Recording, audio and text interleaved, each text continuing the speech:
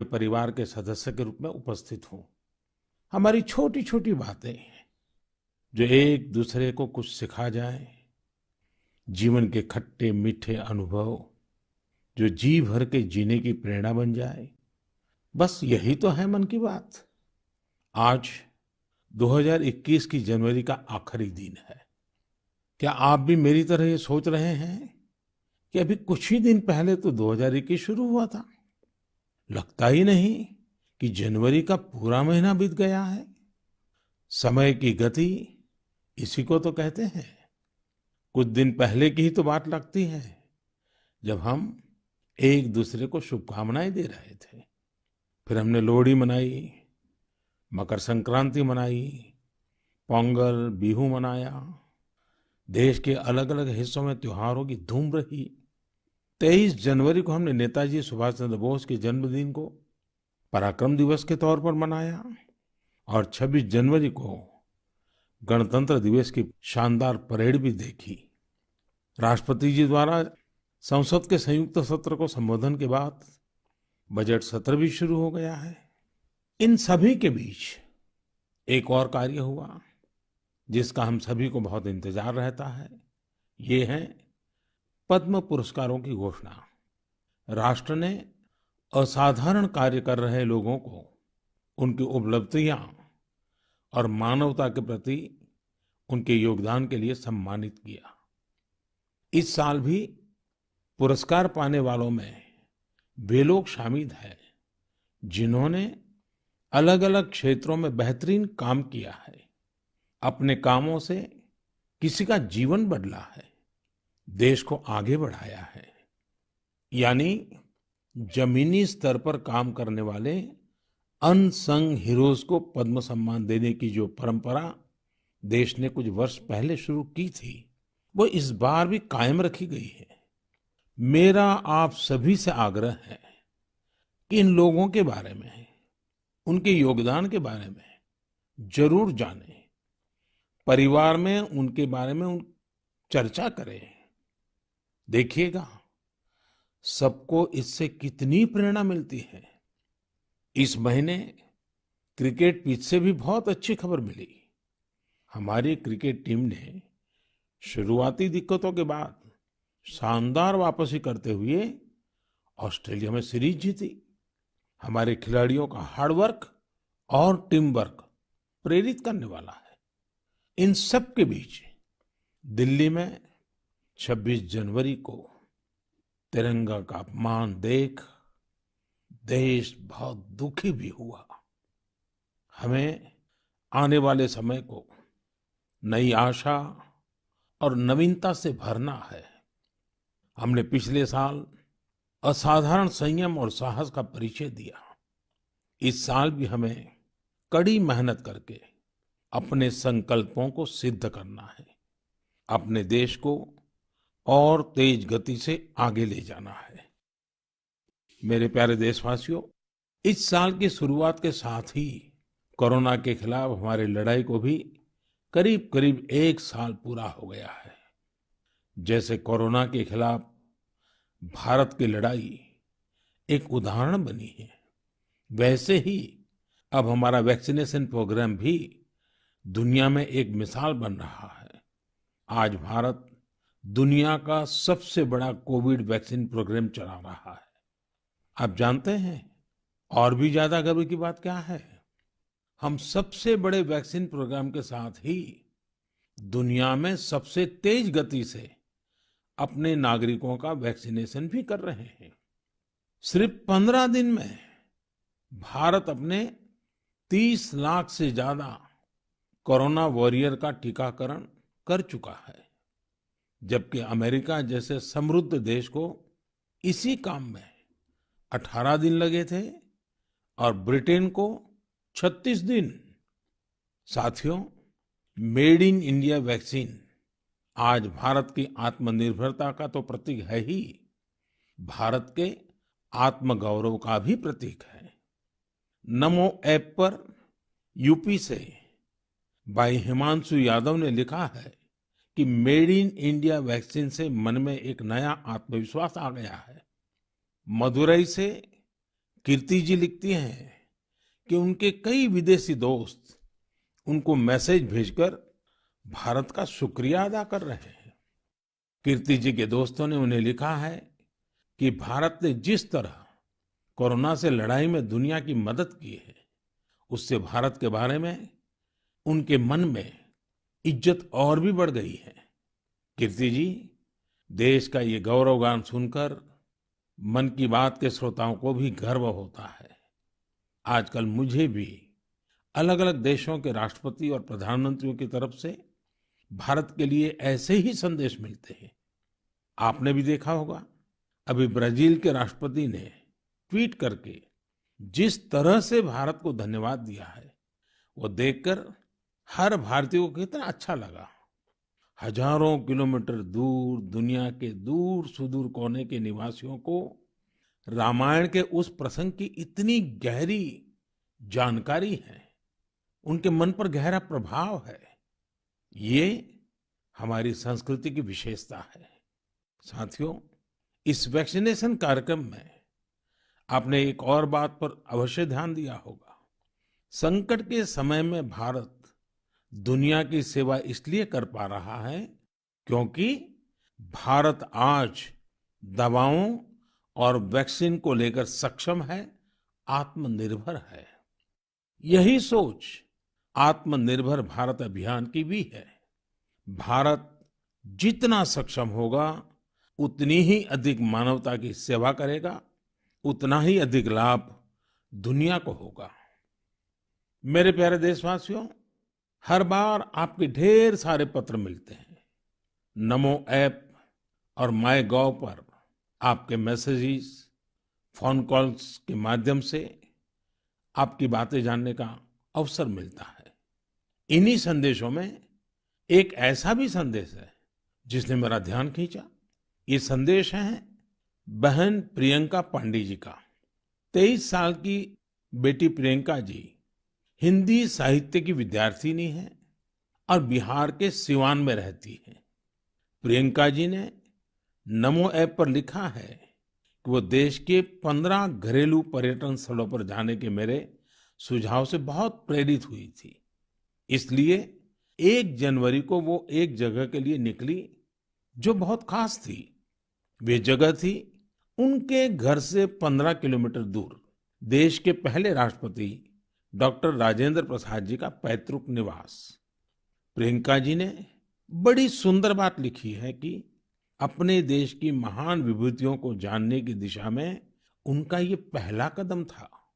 प्रियंका जी को वहां डॉक्टर राजेंद्र प्रसाद जी द्वारा लिखी गई पुस्तकें मिली, अनेक ऐतिहासिक तस्वीरें मिली। वाकई प्रियंका जी, आपका यह अनुभव दूसरों को भी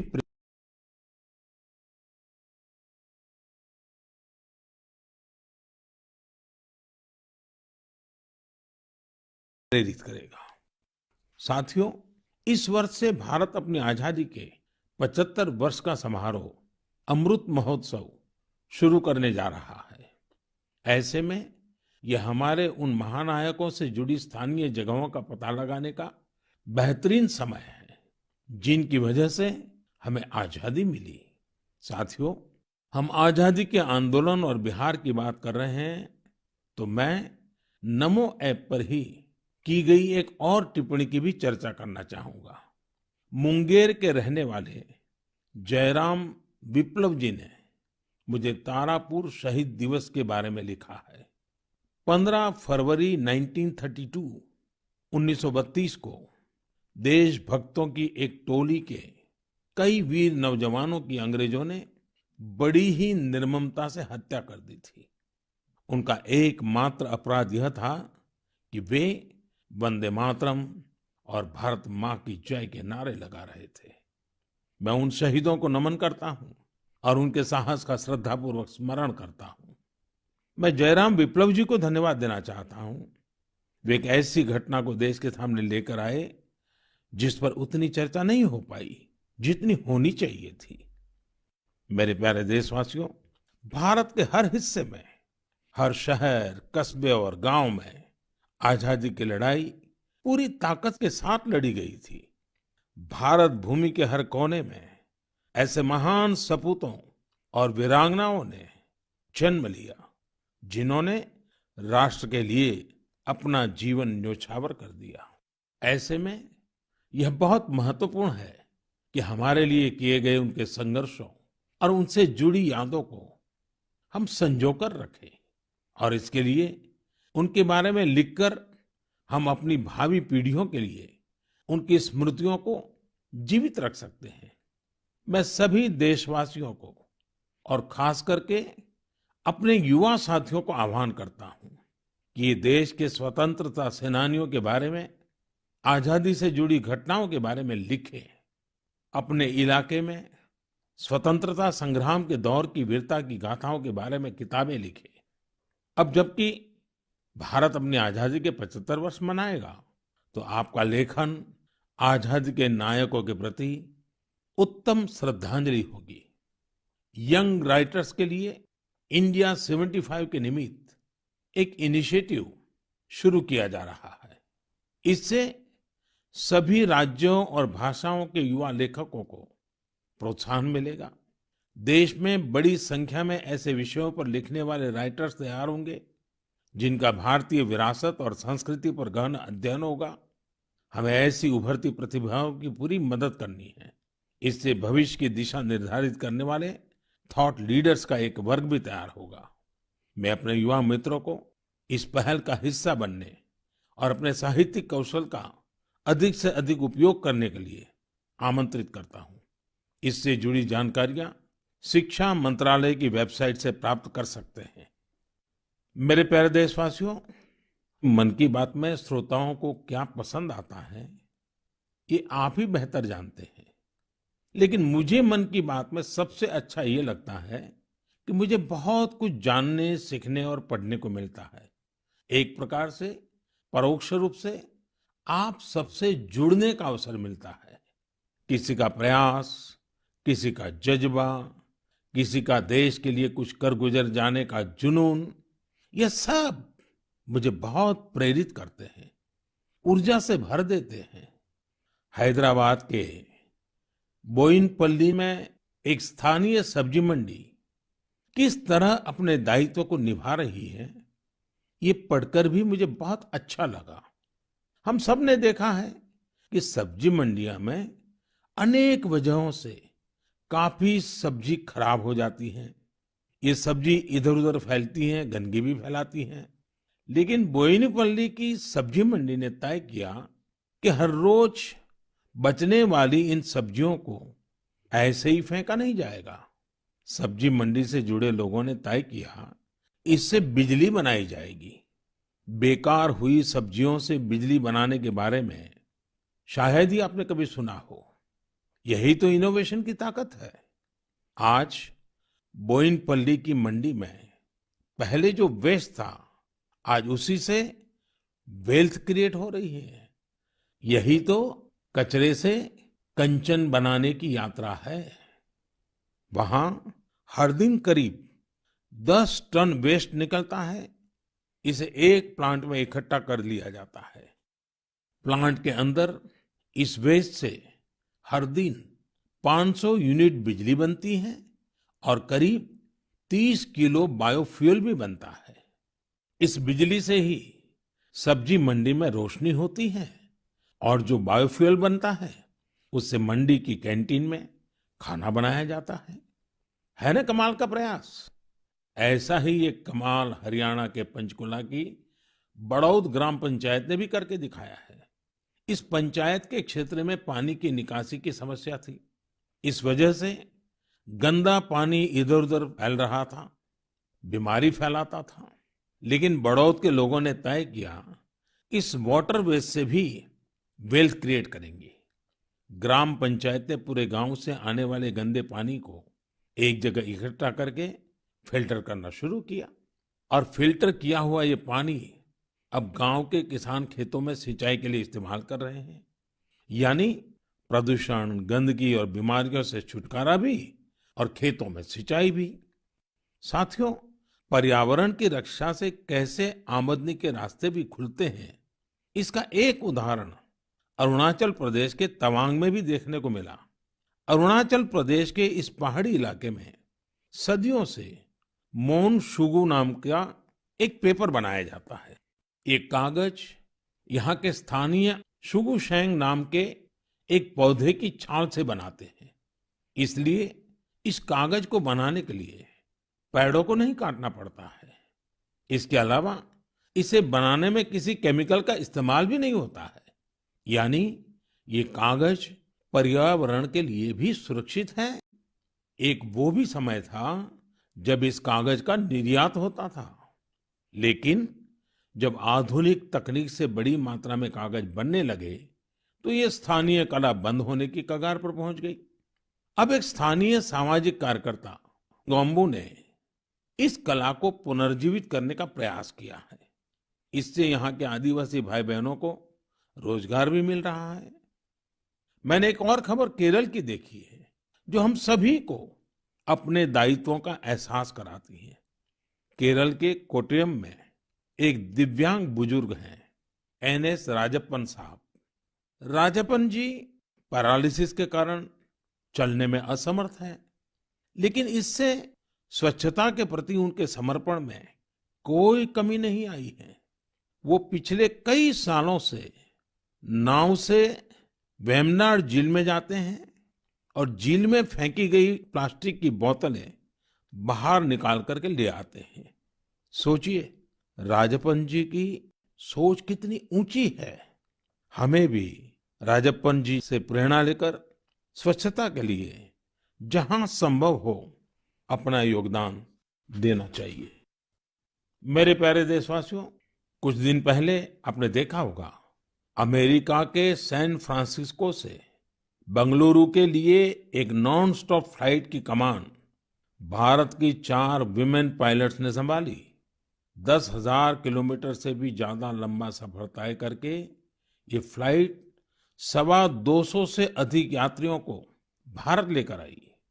आपने इस बार 26 जनवरी की परेड में भी गौर किया होगा, जहां भारतीय वायुसेना की 2 विमेन ऑफिसर्स ने नया इतिहास रच दिया है।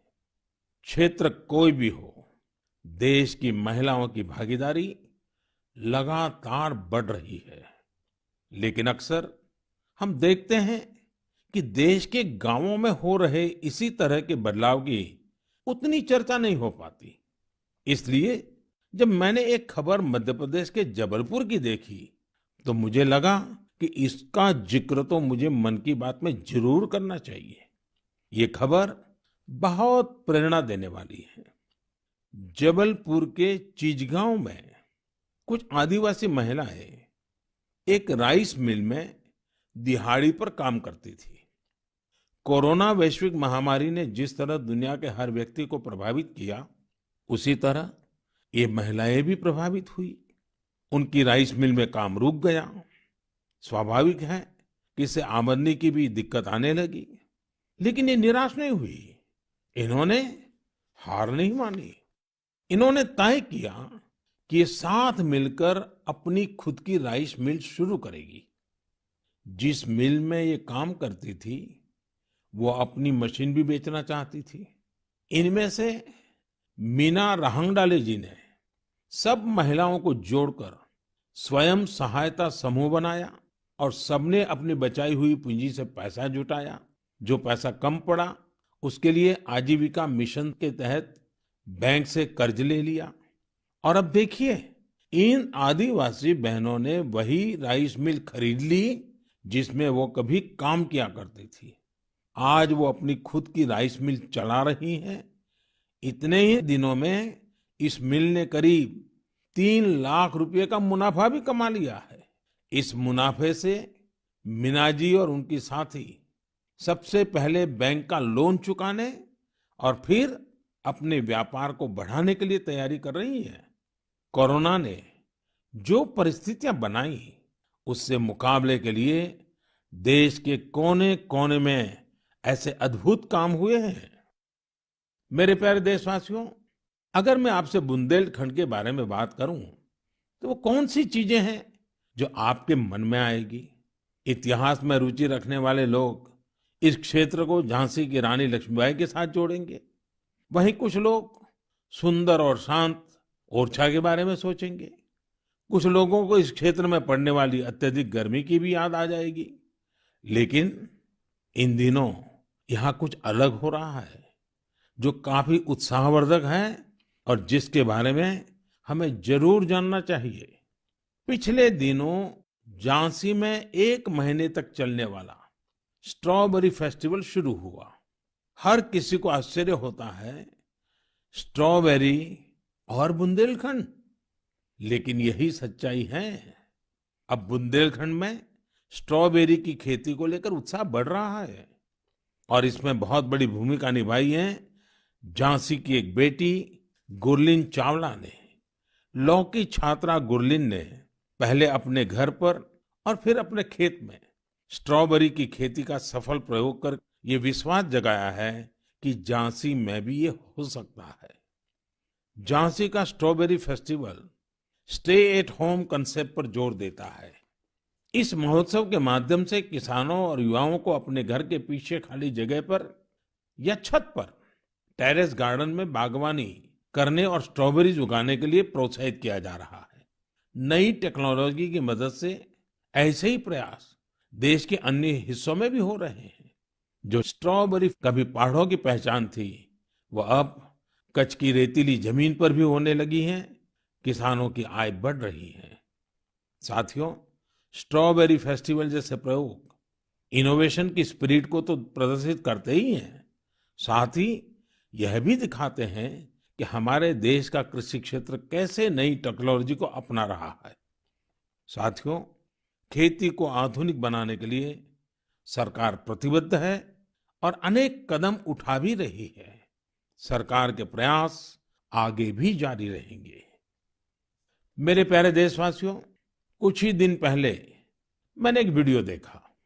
वह वीडियो पश्चिम बंगाल के वेस्ट मिदनापुर स्थित नया पिंगला गांव के एक चित्रकार सरमुद्दीन का था।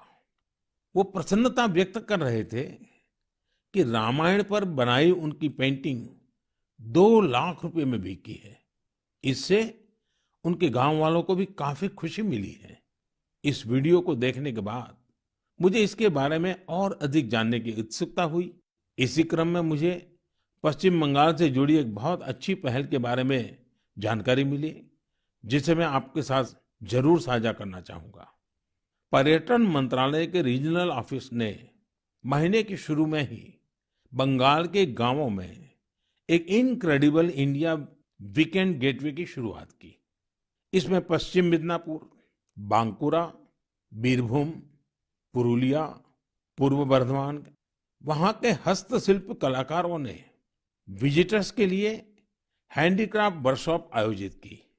मुझे यह भी बताया गया कि इनक्रेडिबल इंडिया वीकेंड गेटवे के दौरान हैंडीक्राफ्ट की जो कुल बिक्री हुई, वो हस्तशिल्पकारों को बेहद प्रोत्साहित करने वाली है।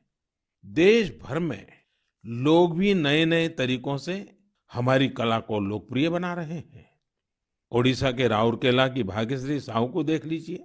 वैसे तो वो इंजीनियरिंग की छात्रा है, लेकिन पिछले कुछ महीनों में उन्होंने पट्टचित्र कला को सीखना शुरू किया और उसमें निपुणता हासिल कर ली है। लेकिन क्या आप जानते हैं कि उन्होंने पेंट कहाँ किया? Soft stones. सॉफ्ट स्टोन्स पर कॉलेज जाने के रास्ते में भाग्यश्री को ये सॉफ्ट स्टोन मिले। उन्होंने इन्हें एकत्र किया और साफ किया। बाद में उन्होंने रोजाना 2 घंटे इन पत्थरों पर पट्टचित्र स्टाइल में पेंटिंग की। वह इन पत्थरों को पेंट कर उन्हें अपने दोस्तों को गिफ्ट करने लगी। लॉकडाउन के दौरान उन्होंने बोतलों पर भी पेंट करना शुरू कर दिया। अब तो वो इस आर्ट पर वर्कशॉप भी आयोजित करती हैं। कुछ दिन पहले ही सुभाष बाबू की जयंती पर भाग्यश्री ने पत्थर पर ही उन्हें अनोखी श्रद्धांजलि दी। मैं भविष्य के उनके प्रयासों के लिए शुभकामनाएं देता हूं। आर्ट एंड कलर्स के जरिए बहुत कुछ नया सीखा जा सकता है, किया जा सकता है। झारखंड के दुमका में किए गए एक ऐसे ही अनुपम प्रयास के बारे में मुझे बताया गया। यहाँ मिडिल स्कूल के एक प्रिंसिपल ने बच्चों को पढ़ाने और सिखाने के लिए गांव की दीवारों को ही अंग्रेजी और हिंदी के अक्षरों से पेंट करवा दिया। साथ ही उसमें अलग-अलग चित्र भी बनाए गए हैं। इससे गांव के बच्चों को काफी मदद मिल रही है। मैं ऐसे सभी लोगों का अभिनंदन करता हूं जो इस प्रकार के प्रयासों में लगे हैं। मेरे प्यारे देशवासियों, भारत से हजारों किलोमीटर दूर, कई महासागरों, महाद्वीपों के पार एक देश है जिसका नाम है चिले। भारत से चिले पहुंचने में बहुत अधिक समय लगता है, लेकिन भारतीय संस्कृति की खुशबू वहां बहुत समय पहले से ही फैली हुई है। एक और खास बात यह है कि वहां पर योग बहुत अधिक लोकप्रिय है। आपको यह जानकर अच्छा लगेगा कि चिले की राजधानी सैंटियागो में 30 से ज्यादा योग विद्यालय हैं। चिले में अंतर्राष्ट्रीय योग दिवस भी बड़े ही उत्साह से मनाया जाता है। मुझे बताया गया है कि हाउस ऑफ डेप्यूटीज में योग दिवस को लेकर बहुत ही गर्मजोशी भरा माहौल होता है। कोरोना के इस समय में इम्यूनिटी पर जोर और इम्यूनिटी बढ़ाने में योग की ताकत को देखते हुए अब वे लोग योग को पहले से कहीं ज्यादा महत्व दे रहे हैं। चिले की कांग्रेस यानी वहां की पार्लियामेंट ने एक प्रस्ताव पारित किया है।